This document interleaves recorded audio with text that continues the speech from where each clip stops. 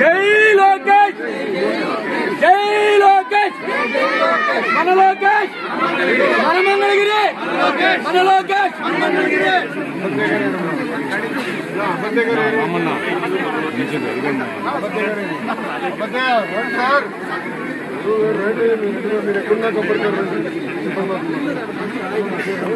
మన లోకేష్, మన మంగళగిరి, మన లోకేష్, మన లోకేష్, మన మంగళగిరి, మన మంగళగిరి, మన లోకేష్, మన మంగళగిరి. అయితే తక్కువ డబ్బులు దగ్గర వస్తుంది. ఆర్థిక బాధ్యత నీకు నడవడం దోసుకోబాకు.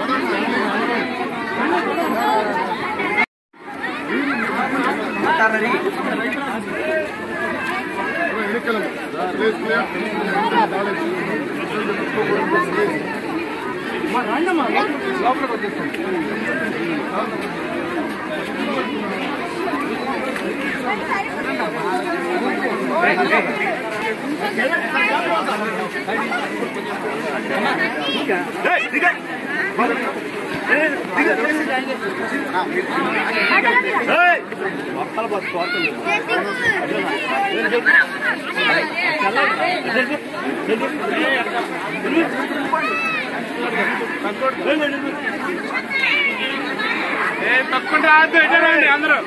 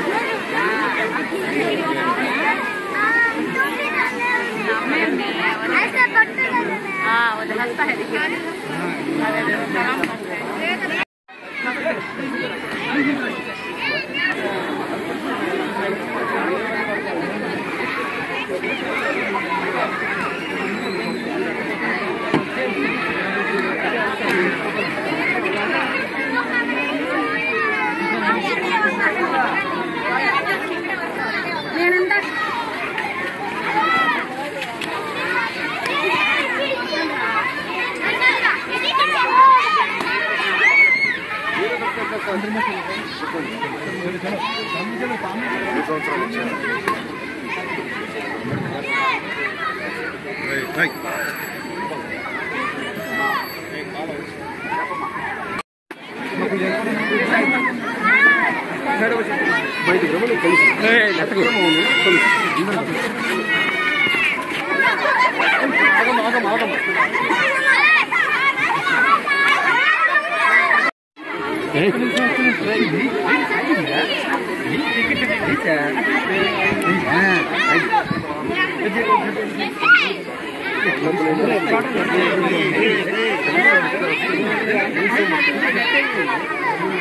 you.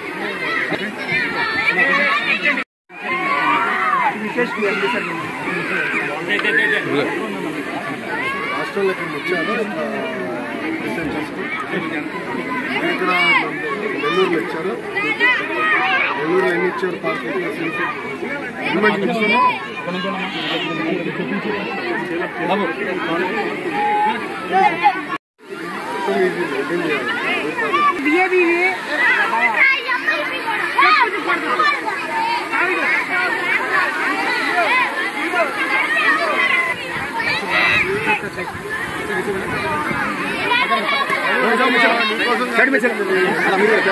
తీసుకోండి పక్కన పక్కన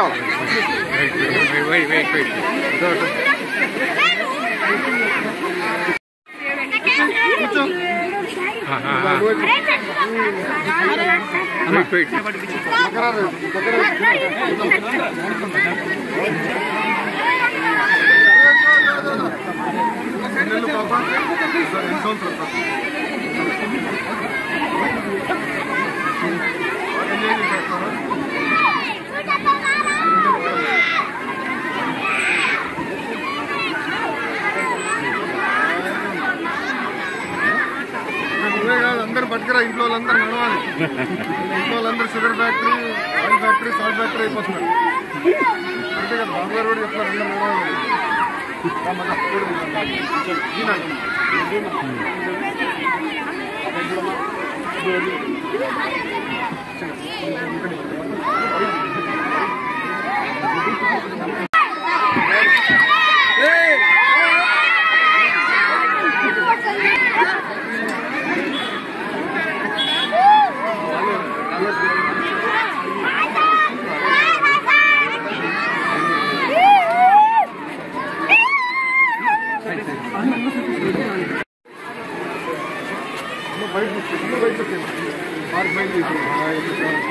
నమస్కారం. నేను వస్తానే కదమ్మా. అమ్మా నీకేం చెప్పానమ్మా? బయట అమ్మా ఇదమ్మా నీకేం చెప్పానమ్మా? ఏం చెప్పాను? ఎక్కడ విన్నమ్మా? ఎక్కడ చూస్తాను?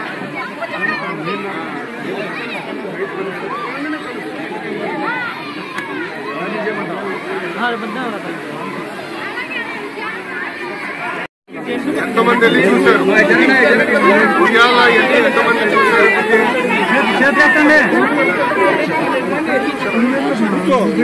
కార్యక్రమం పెట్టినప్పుడు అందరు చెప్పారు. ఎన్టీఆర్ సంజీవిని పేరుతో క్లినిక్ పెట్టారు. తాడేపల్లిలో ఒకటి, మంగళగిరిలో ఒకటి, దుగ్గిరాలకి మొబైల్. నేను చూసింది ఏంటంటే చాలా మంది షుగర్ ఫ్యాక్టరీ లేదు, అదేంటి డయాబెటిక్ షుగర్ జబ్బు వచ్చింది. చాలా మంది ఆయిల్ ఫ్యాక్టరీ లేదు, అంటే కొలెస్ట్రాల్ వచ్చింది. బీపీ కూడా చాలా మందికి ఎక్కువ ఉంది, అంటే సాల్ట్ ఫ్యాక్టరీ అయితే చాలా మంది, అందరికన్నా ఎక్కువ మందికి ఉంది. ఆ రోజు మనందరం మాట్లాడుకుంది ఏంటంటే మనందరం పార్కులు ఉండాలి, మీరందరూ వచ్చి సాయంత్రం పూట పొద్దుతో టైం ఉన్నప్పుడు నడిచేదానికి ఒక ప్రాంగణం ఉంటే బాగుంటుందని ఆలోచన ఆనాడు చెప్పా.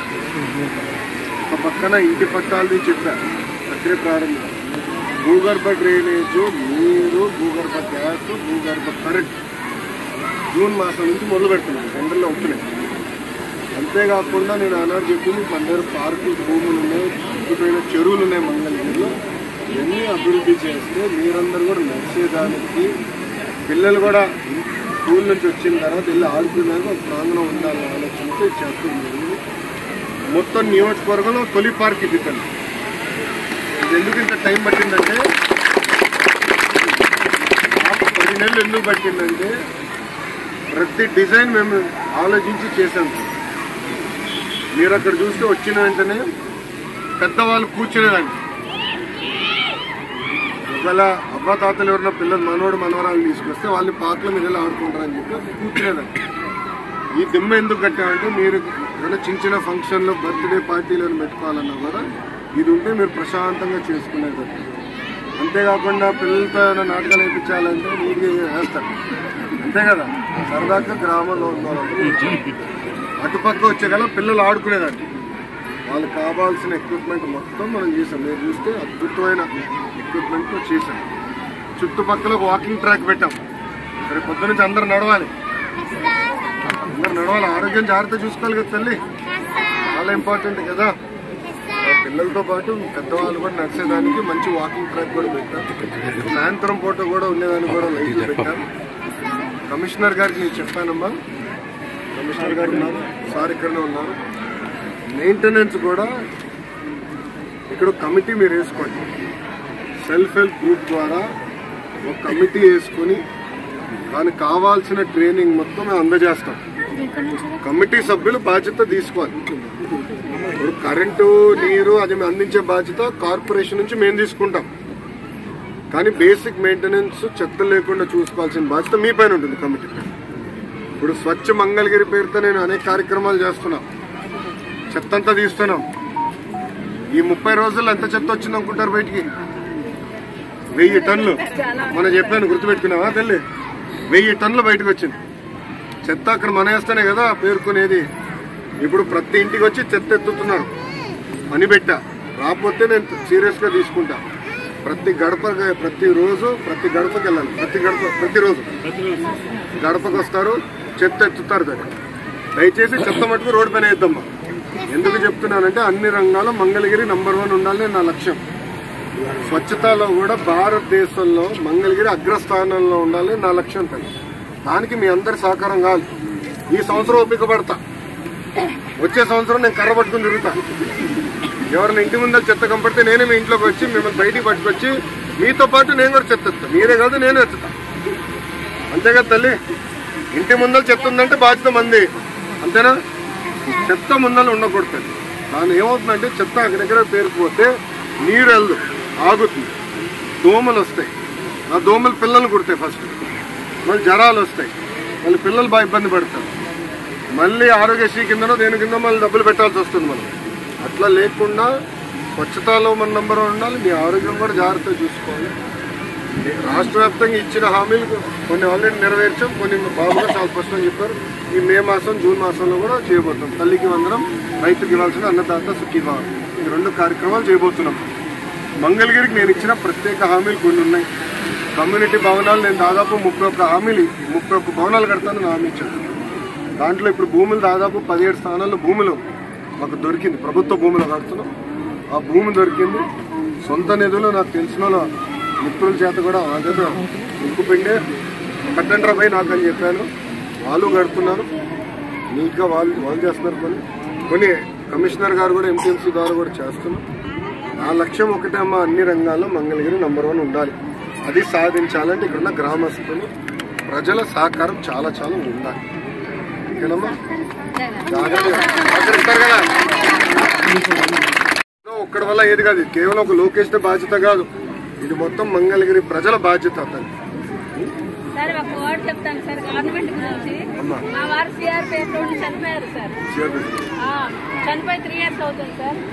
నేను అది వరకు గవర్నమెంట్ దగ్గరికి వెళ్ళాను, ఒక రెస్పాన్స్ లేదు సార్. నేను మీ దగ్గరకు వచ్చి మీరు ఇంకా ఎలక్షన్స్ కాకముందు మీకు నేను అర్జీ ఇచ్చాను. అప్పుడు నాకు ఒక మాట ఇచ్చారు, అమ్మ మన ప్రభుత్వం రాగానే నేను మీకు ఆ విషయంలో హెల్ప్ చేస్తానన్నారు. మరలా అర్జీ ఇచ్చాను. ప్రభుత్వం వచ్చాక సార్ ఇమీడియట్ గా మన సీఎం ఆఫీస్ నుంచి కాల్ చేసి వెంటనే రెస్పాండ్ అయ్యారు సార్. చాలా చాలా ఇంకా ఉన్నాయి, చేయాల్సి ఉంది, అన్ని చేశారని కూడా నేను అన్ను. ఇప్పుడు ప్రభుత్వం కూడా దారిలో పడ్డాం మేము. ఎందుకంటే చాలా ఆర్థిక ఇబ్బందుల్లో ఉంది రాష్ట్రం. ఒక్కొక్కటి చేసుకుంటూ వెళ్తున్నారు. నా లక్ష్యం ఒకటే, వచ్చే 2 సంవత్సరాల్లో మంగళగిరికి నేను ఇచ్చిన హామీలని వచ్చే 2 సంవత్సరాలు నెరవేరుస్తాను. సో వచ్చే జూన్ నుంచి ఇంకా 27 జూన్ కల్లా 26, 27 2 సంవత్సరాలు పూర్తి చేద్దామని జాగ్రత్తగా చేద్దాం. మీరు పారిశుద్ధ్య కార్యక్రమాలు కానీ చేసే ప్రతి ఒక్కటి కూడా చాలా బాగుంది సార్. నిరుద్యోగులకు కూడా ఉద్యోగాలు ఇచ్చే విషయంలో ఇంకొక అడుగు ముందు జాగ్రత్త చేద్దాం. కంపెనీలు కూడా పట్టుకురావాలి కదా ఆ పనిలో. చాలా మంది చాలా మంది ఆనందంగా ఉన్నారు సార్. మీరే మళ్ళీ మాకు రావాలని జాగ్రత్తగా చేద్దాం. మీరందరూ ఈ పార్క్ ని జాగ్రత్త కాపాడుకోండి. తేడా వస్తే మళ్ళీ గ్రామస్తులు ఇట్లా కూర్చుంటాం మళ్ళీ. ఇక్కడ కొంచెం గంజాయి తాగుతూ ఉన్నారు, మందు తాగుతూ ఉన్నారు. ఇది పార్క్ పెట్టక ముందు నుంచి కూడా చుట్టుపక్కల అది కొంచెం డిస్టర్బెన్స్ గా ఉంది సార్. ఇప్పుడు కమిటీ వేసాం కదా, కమిటీ మీరు బాధ్యత తీసుకోండి. ఓకే, ఇక్కడ లోపలికి వచ్చి కానీ ఇప్పుడు గంజాయి పైన మేము యుద్ధం ప్రకటించాం. ఇప్పుడు ట్రైబల్ ఏరియాలో గంజాయి మొత్తం మనం పంట పండికుండా చేస్తున్నాం. ఎవరు అసలు వేయకుండా చేస్తున్నాం. దానికి ఫుల్ స్టాప్ పెడుతున్నాం. కొంత మిగిలిన దాంతో ఇక్కడికి వస్తుందని నాకు కూడా ఫీడ్బ్యాక్ వచ్చింది. దానిపైన అనిత గారి నాయకత్వంలో, హోంమంత్రి అనిత గారి నాయకత్వంలో మేమందరూ సబ్ కమిటీ సభ్యులు ఉన్నాము. మంత్రి వాళ్ళు మేము చాలా సీరియస్గా తీసుకుంటాం. ఒక నంబర్ ఉంది, టోల్ ఫ్రీ నంబర్ ఈగల్, వాళ్ళకి చెప్తే అధికారులు వస్తారు. నేను డిఎస్పీ గారు కూడా చెప్తాను, పెట్రోలింగ్ చేద్దాం, ఎవరు రాకుండా చూస్తాం. కెమెరాలు కూడా బిగించాం, మీరు చూసారు లేదు, కెమెరా కూడా ఉంది, సీసీటీవీ కెమెరా కూడా నేను బిగించాను. ఎందుకంటే నాకు తెలుసు సీసీటీవీ లేకపోతే తాగడానికి ఏదో నాకు వస్తారు నాకు, అందుకే కెమెరా కూడా బిగించాము. వైర్లెస్ గా మేము మానిటర్ చేసుకుంటాం. కొన్ని రోజులు ట్రై చేస్తారు. కానీ మీరు గట్టిగా ఉండండి, 3 రోజులు కమిటీ సభ్యులు గట్టిగా ఉండండి. నేను చెప్తా అధ్యక్షుడు కూడా, మీరందరూ కూర్చొని మంచి కమిటీ వేసుకుని చేసుకుంటాం.